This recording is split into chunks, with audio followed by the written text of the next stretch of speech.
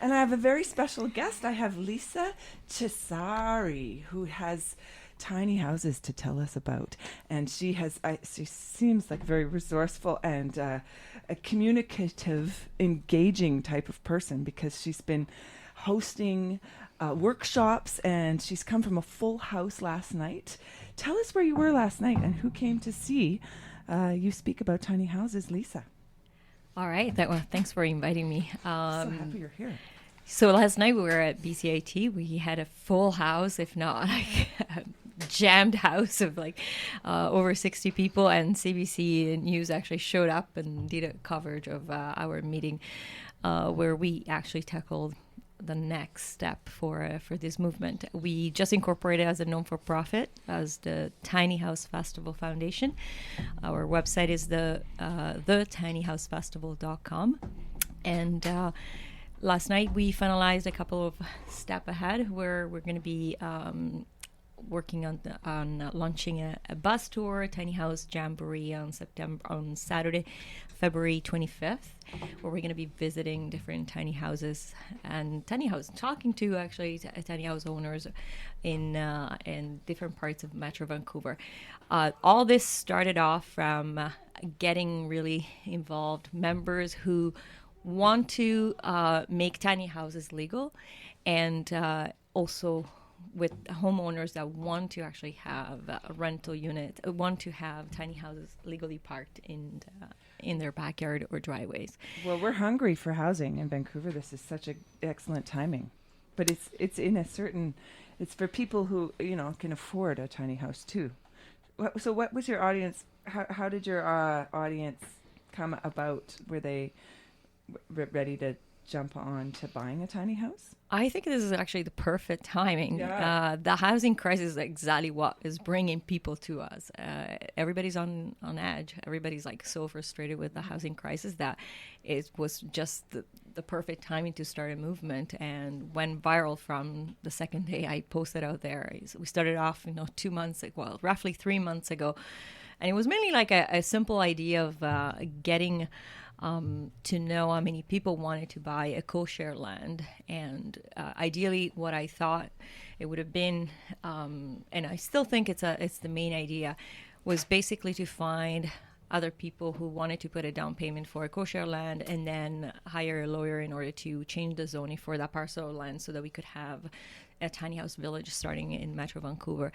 Wow. However, that completely got out of it went out of proportion in terms of getting members to sign up and wanting to actually pilot. They wanted to, they offered help in order to proposing changing for the zoning bylaws, and that's where I started listening to everyone and figured out that there were other ways, not just a co-share land. So co-share land is still one project that we're pursuing, but at the same time we realized that there is room and possibilities to start parking tiny houses in somebody's driveway and park or backyard, and that started off with people who approached me that live right in downtown Vancouver, willing to pilot this as a homeowners who believe in the movement, who believe in alternative housing, social housing, who want to have want to see tiny houses legal, even though it's not necessarily for them, but they would like to see maybe one of their kids or a parent or a friend living in their backyard in their own unit. So that was pretty much what happened in, I would say, the first couple of weeks as we got together, and then within 3 weeks in, we got approached by a farmer out in Maple Ridge who wanted to start a tiny house village and asked us to help us with this proposal. We were literally hands-on. We started next morning working on the proposal. We submitted to the mayor of Maple Ridge, and literally Facebook and tweeted the whole thing across BC, and shared what the proposal was all about, and started a jamboree 2 weeks later where we offered 10 workshops, and we had a tiny house on wheels on display at the farmer's land, who's the first applicant to actually register with to put an application through for the tiny house village in Maple Ridge. So that literally within 2 months that we opened up the door of the shop, let's put it that way, we had this overwhelming success and I'm so interested in this. So, do you need to go by building code of the municipality that you're, or is there any sort of rules when you have a tiny house? How do you go about? yeah, definitely. I fitting can in? quickly, summarize, some of the steps that we also illustrated yesterday at the meeting. There is definitely an opportunity for any one of us to build a tiny house. However, that needs to be in compliance with certain standards, and we call it CSA standards. There are different kinds of standards. Ideally, you would want to have it in compliance with the mobile home standards. And in order to do that, you would have to actually connect with one of those CSA inspectors in order to have the full process documented while you're building the structure. Once that it's stamped with the CSA standards, then you can actually approach after that, a municipality where you have already located a piece of land or a parking lot or a driveway or a backyard, and potentially, pallet. And again, open up that conversation in collaboration with our movement helps them understand how to speak the language that a city planner would be more receptive. So what language do you, like, it's almost a mobile house. It doesn't need to be roadworthy at certain speeds, but does it have to have any kind of, as the CSA looks at it, some roadworthiness to it? In terms of like words, like if you're moving your tiny house from East Van to Maple Ridge, you want to take it with you. Is that something that you can do with a tiny? Yeah, you can definitely do, depending on the size of the trailer. Like, if it's within a certain size, you don't need a permit. Beyond a certain size, you definitely have to ask you have to apply for a specific permit from municipality to municipality. Once you pay for that permit and you let them know, you notify each municipality where you're going to, from where you're starting to where you're going, then they will let you know, obviously move. So it's just a special permit, nothing more than that. Wow. Ideally, like a lot of people, try to build within certain sizes, and it's all like we have a document already posted on our website, the tinyhousefestival.com, that illustrates, does provide recommendations on building standards as well as sizes, and it's a document that's right on the homepage for anybody to consult. You're sort of helping people who want to find housing independence, and you have workshops and pilots, and that invites other people to say, I'm interested, and then do they contact you and you kind of teach them in the community? Yeah. It works both ways. As soon as you land on a website, you have the ability to download a template that showcases exactly, guides you through how to actually fill out an application or work on this is on a preparing. Free service. This is something Absolutely free service, and it doesn't take any master degree to do this. It's just a common sense. It's a 2-page document where you are able to describe what your tiny house looks like, what the size is, detailed information of how the tiny house works in terms of plumbing, electrical, and everything else, whether it's off-grid or works with solar panels or needs to be a complete hookup, and then as well detailed information where they're parking. And that's the starting point. However, we have seen that a lot of people after downloading the template do want to talk to us and approach us for the next step, and that's where we're there for. We're providing a service in order to almost take them hand in hand and walk them through that communication and open up that communication with each municipality. And that's where we have been able to start a dialogue with different municipalities. We started a dialogue with Maple Ridge, like I said, District of Squamish. We started dialogue with Langley, and we're approaching Surrey and different municipalities as we receive this application, as we have people practically, asking to review their application and telling us, look, this is great, but I don't know what's next, from here. And it's really a service that we provide for free, based on the fact that, So Lisa, you're very, very thought it through from beginning to end here. So tell me about your first tiny house and your experience. What won you over to living in a tiny house? So I personally, like, I'm still in the process of like planning to build my tiny house. However, I did have a chance to live in one. My best friends, back in Ontario, built their own tiny house for 30 grand and then invited me over to spend a weekend and stay there. And it was fantastic. It's where I was completely sold on the whole concept, even before, like, it was just a confirmation, I guess, of what I really wanted in my life. And from there, the experience, got me in contact with other people who actually had different experiences. Eviction was, I guess, one of the most common ones, because a lot of these people feel like strong about, okay, well, I built it myself, I found a spot, and then within 2-3 months they get evicted, and all of a sudden, it's a nightmare for months and months until they get to the next hideout. So that is the part, I guess, that literally conflicts with what I feel shouldn't be a problem. Yeah. If we start working on a process altogether to legalize tiny houses, ultimately, it's a human right to pay for something that you can afford, and you want that to be your house. And if that's built within safety and quality and assurance and everything else, I don't see why it shouldn't be a right.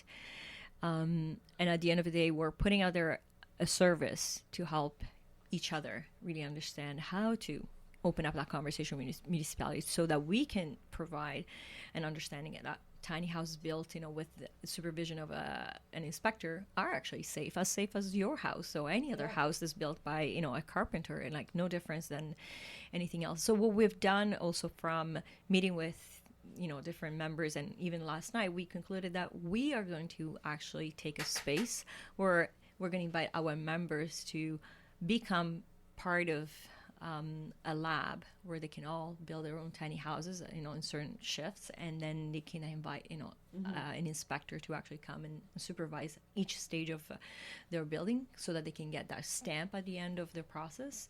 And once that is done, they have enough time, to work with us on to where they're going to be parking, and opening up that conversation with the municipality, so that we can discuss with them on what's next once the compliance process has been done, finalized, and we know that the house is safe to the code, and then we can actually legally park somewhere. It's so empowering for people.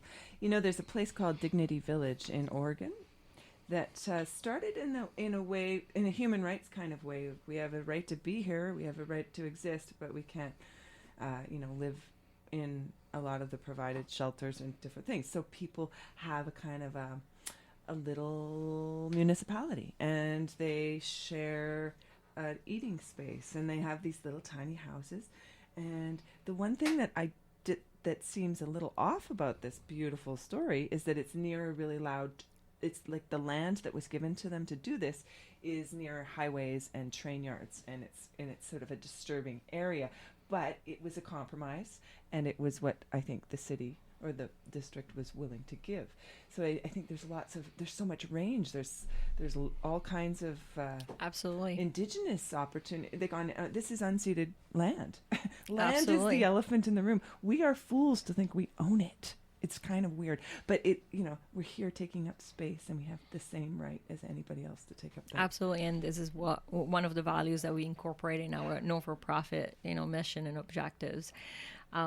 Last night, again, another as a part of the objectives that we're putting out there, one of the main focuses will be planning for the 2017 Tiny House Festival in Vancouver, to really raise awareness and march, almost like create a parade where everybody can march down, and follow tiny houses, and understand that it's possible to make them legal. We have to work together and understand, both parties, from the government perspective, what the safety and the regulations are, and educate ourselves on how to build safely. And the willingness of a community to absorb and to accommodate for this is such a... I see there's pilots in Red Deer and near the Kootenay Lake in Balfour, and it's catching on. So you're kind of like introducing people to people. You're skill sharing. So through like a dating right site after for housing. It's exactly a matching site at this point, because right after the Jamboree, we had an overwhelming response from any other, any small little farmer or a spot outside, Metro Vancouver who was hungry for a tiny house village. And all of a sudden they asked me whether they could advertise on our website. They were on the website practically 24 hours later, and they've been all like receiving requests and whatnot. So it really provides a visibility, a transparency of like what we're doing, how we're doing. We're not we're not hiding any information. It's completely available to anybody, from who wants to legally have tiny house parked in the backyard, plus who wants to start a tiny house village, who wants to co-share, who wants to come out and do a jamboree, who would like to actually contribute for a workshop to teach how to build tiny houses. And last night, I guess one of the highlights was also having one of the CSA inspectors who showed up and respond to all our inquiries. So people were absolutely thrilled to actually have the guy in the room who could tell, we're here to actually make this simple for you. And yes, you can build, but you have to work within our guidelines. You have to work with us on a quarterly basis. And there is obviously X number of dollars to pay for a compliance. It's roughly, we heard to comply. I mean, the full process is roughly like 10 grand on top of the cost of the house. But like if that licensing and compliance and inspection. Yeah. Wow. But that, I mean, that's from the the CSA standards. Canadian but once safety. Yes, Canadian safety. And so once we have that, practically that stamp, then we can actually approach a municipality to start the rest of the. So Lisa, we've got a child here, and she has a question, and we want to know about functionality a bit. Where do families fit into tiny houses too? So Scarlett, what's your question? You had a question about floor plans. How much people can fit in it? That's a good question. I feel it's very. I mean, it's really it goes by, by family. And it really depends on the family. It depends on the personality. It depends on, I know for a matter of fact, in my own, I can see myself fitting it with another person, maybe not necessarily with a third person, but I've seen single mothers, with their child, willing to invest in a tiny house because they feel that that's a good nest for them. But not necessarily we have to think about a single parent, with a child. We could also think about just a tiny family, like raising the kids. And nobody says that it has to be just one tiny house. It could be like maybe two tiny houses where you have also the space for the kid. Get the teenagers to build another tiny house. Why not? I mean, I don't see it. I guess it's very personal. It really goes on. Just to answer your question. And is there a bathroom in this tiny house, in these templates? Yes, absolutely. And we heard last night the news about the latest technology for toilets. Composting toilets? Well, no. I guess they call it incinerators. Oh, yes. And that is the news to me because I think I saw one in a video, and apparently there could be what would be more acceptable from the zoning perspective or safety perspective, from a city planning standpoint versus a composting toilet. And we'll see. And that's where we're opening up the doors to understand what we can recommend our tiny house lovers to build in their tiny house. Maybe not a composting toilet, but maybe an incinerators. You think you could maybe use that and charge your cell phone somehow, or incinerate and create some energy. Why not? Pass the energy on. Well, this is fascinating. I'm speaking with Lisa Chessari of the Tiny House Festival.com, and you can find a fabulous website with tools and links and ways to get involved. And I really like what you're doing. I mean, you must be in. I'm bliss. ecstatic. I'm really ecstatic. Thank you. Love. Yes. And what is? Just let me ask you a couple questions. Where'd you come from? Like, what was your previous purpose in life? Originally, my background is Italian. So I was born and raised in Italy. However, my mom was born in Canada. And so from the age of 16, 17, I've been like commuting, let's put it that way, between across the pond, between Europe and Canada. And then So you've finally been migrating back. Oh yeah. And then, finally, settled in Toronto for 10 years until 4 years ago, I started like traveling to BC. It was really like my passion for the outdoors and hiking and whatnot that really made me understand that this was the place where I wanted to build my tiny house. I didn't want to build it in Toronto and then move it out here. Yeah. So once I made the move in October, I was hands-on and like, let's find out the people that want to do this with me. So you've spent some time in tents then and in vans. I mean, there are other types of homes, mobile and camping. I am definitely a camping lover. I love camping. Winter camping is one of my favorite things. Believe it or not, I have another website where I run like outdoor trips, and it's called funoutdoorstuff.com. That's where I run most of my trips, and it's a fun way for me to, spend quality life between work and. That's beautiful. Yeah. Well, really great meeting you and speaking to you. Robert, you've been quiet all this time. I'm just listening to everything. I did have some questions though, like, so all these houses they're mobile then, right? You can move them? Yeah, you could move them, but the you structure. could also.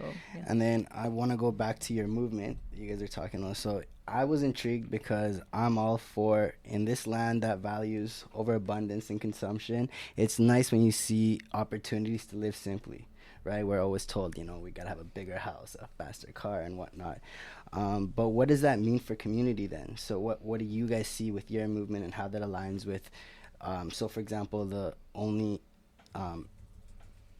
one that you told me that I could see it kind of working out is like a farming project, and then a lot of tiny houses on there. Like, do you guys see each other implementing things for gardening or for growing vegetables and like working together within something like that? Or is it more like individual, allowing this for like rental space and whatnot? And I think I'm very open-minded about, permaculture and tiny houses or anything that's related to, eco-villages that not necessarily have to be like the traditional eco-village with, tiny houses on foundation. Could be like tiny houses around like a main community center that everybody uses as a space for meeting, educating themselves, as well as sharing interest or sharing food, even just having their kids to play together, which is probably one of the most important things.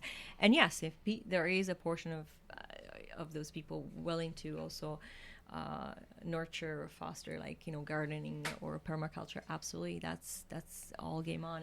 The other scary thought I have, I mean, I'm a safety person, I work, but if there were climate change and you'd invested in this beautiful home on the waterfront and everything's rising, you could roll your house to a better spot. Or if there's a forest fire, you could roll away from the forest fire. There's that appeal to it. Yeah, and there is also the fact that economy has changed so much that many of us work in one place for 3 years and tend to actually move somewhere else for a job. It happens today so much more often than what it used to be for our parents. Like, the economy has changed, and so our lifestyle has changed. The way we have families nowadays is different from what our parents have. Yeah, in terms of cost and also being able to move your home, I guess those are two examples of independence that this initiative can bring. Do you see, compared to our other system, like what we have right now where you purchase a home, do you see this as more independent than what we have as an option right now? Or I see different approaches, like, let's put it that way. My vision right now is pretty open, and I don't.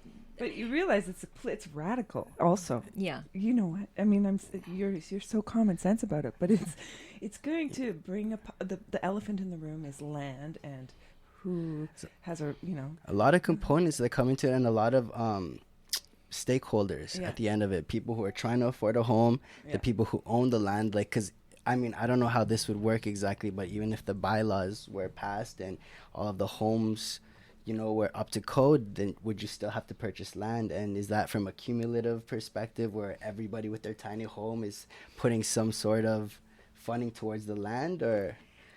It's a possibility. Yeah. It's a possibility. Yeah. We're looking at all aspects. We're not refraining ourselves from just one model. We're definitely listening to what the group wants as well. Yeah. And this reality might be different from what we see in another province too, altogether. Like it really has to resonate with the people that we are surrounding ourselves with.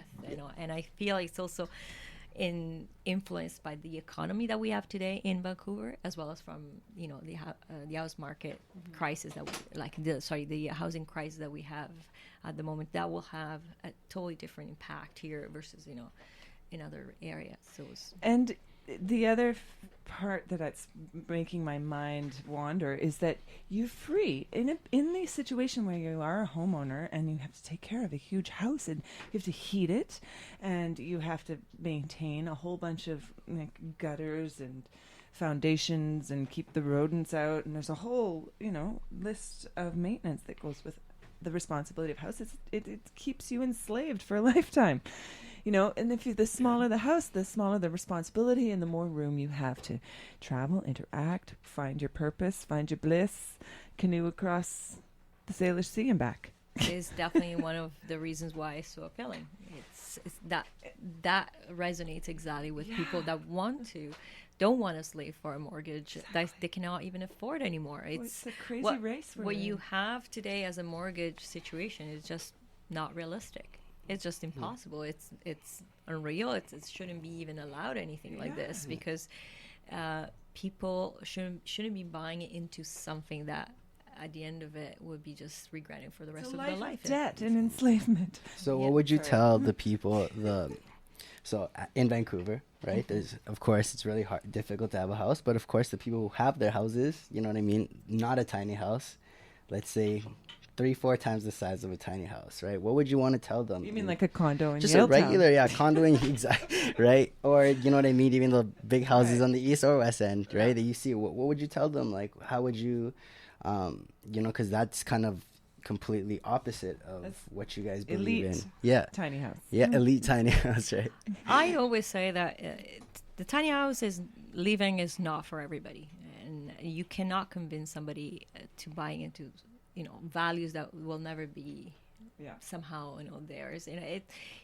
You either buying into it because you believe in it, or you just don't. And so I'm not the kind of person of going out there. I'm more about, I'll tell you what I want in my life and what kind of values I pursue and how I'm going to be putting that roadmap out there, and I expect people that believe in that to actually come together and discuss that roadmap with me. And that's what we did last night. We actually brainstormed about what is the audience for this, and we realized it's a diversity of families and single people as well as couples, and not necessarily we're going to be able to include everybody, and it's not meant to. I wouldn't force an entire city to change and turn into like a big ginormous tiny house village. No, I mean.